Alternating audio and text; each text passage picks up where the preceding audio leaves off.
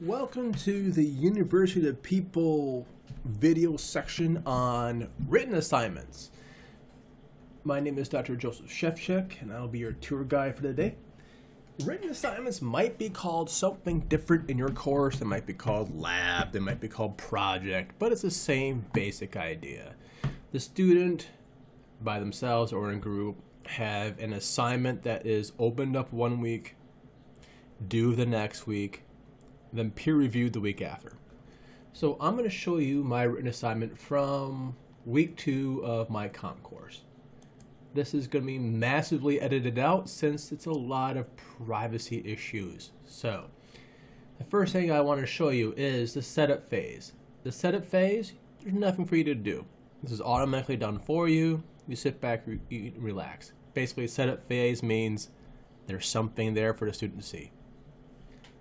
The submission phase, again, nothing for you to do. This is the phase where the student will submit their paper. This is a week long, the student submits it, it gets locked into the system automatically. There's nothing for you to do.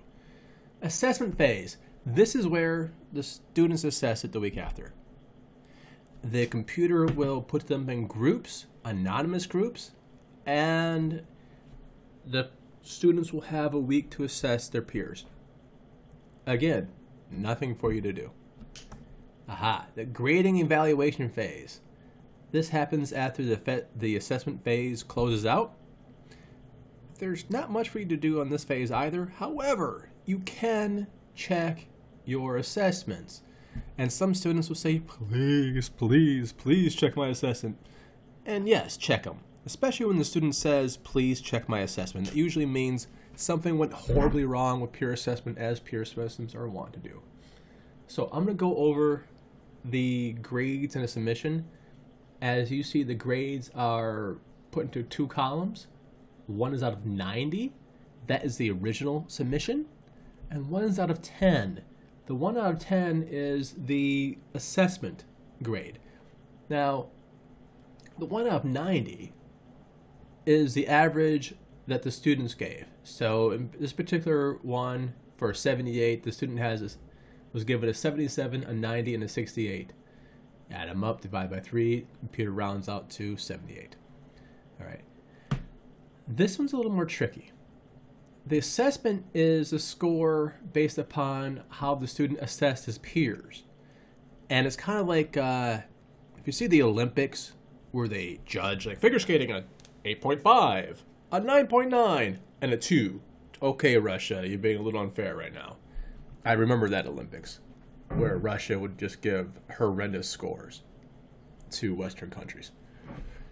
And the computer, if that was the case, would then adjust the scores. So saying, okay, France gave the person a 8.9, that's close, so France gets a 10.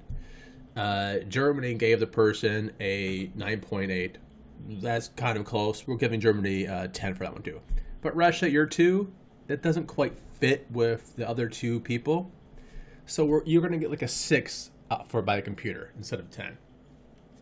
Okay, that's kind of how it goes. Except that the computer is also kind of really dumb. It is a bear of very little brain. So if you see this one, for example, the computer gave this person a 9 out of 10.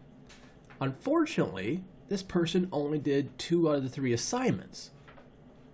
So 10, this is what the person got for one of the assessments, and 8. 10 plus 8, 18.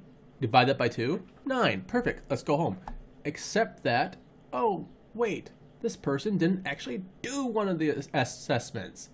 So it's not 18 divided by 2, it's 18 divided by 3, which is a 6, not a 9. What if 6 turned out to be 9? You know, it's Jimi Hendrix all over again. But this is why you want to review it. You also want to review things for like, okay, 78, that's not that bad. 88, that's great. 51, okay, hold on. One person gave the guy a 77, the other person gave him a 68, the other person gave him a 9. So you also want to review every once in a while, something will catch your eye. Like this one, a 45.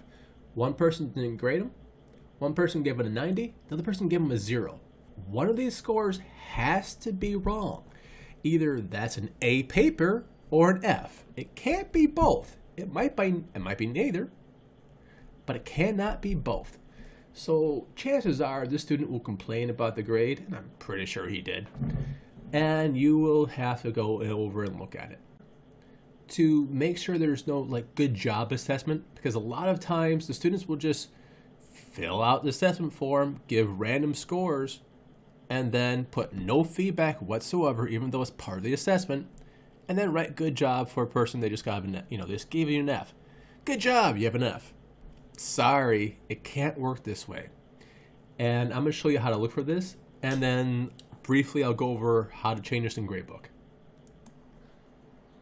And here we go. Here's an assessment. It's all 9s. I believe one of the instructors called this Christmas treeing. I have to agree with Jane. And it's excellent. It's excellent. It's excellent. It's good. It's good job. But now actually let's see what happened. How well did the student grab your imagination? Write one thing down. Comment nothing.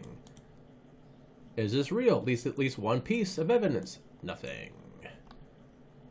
List one answer that you fully, one thing from the work. That's kind of really vague. Overall assessment, good job. Sorry, that doesn't work. And the computer gave this person all 10 points for basically doing nothing at all. So for me, I go through these. I tell the students, listen, you have to do the assignment. I'm sorry. When the assessment asks you for things, and this just happens to be a 90. This very well could have been disastrous, a 0 or a 40 or something like that. And still the overall comment will be, good job. It doesn't work that way. Peer assessments are a slight pain for everyone involved, but they're the necessary evil.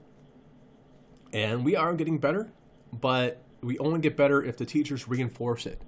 If you allow this to slide, you're not helping the cause, So you would have to adjust these in Gradebook and leave a comment to everything you adjust, but I will make a video on Gradebook later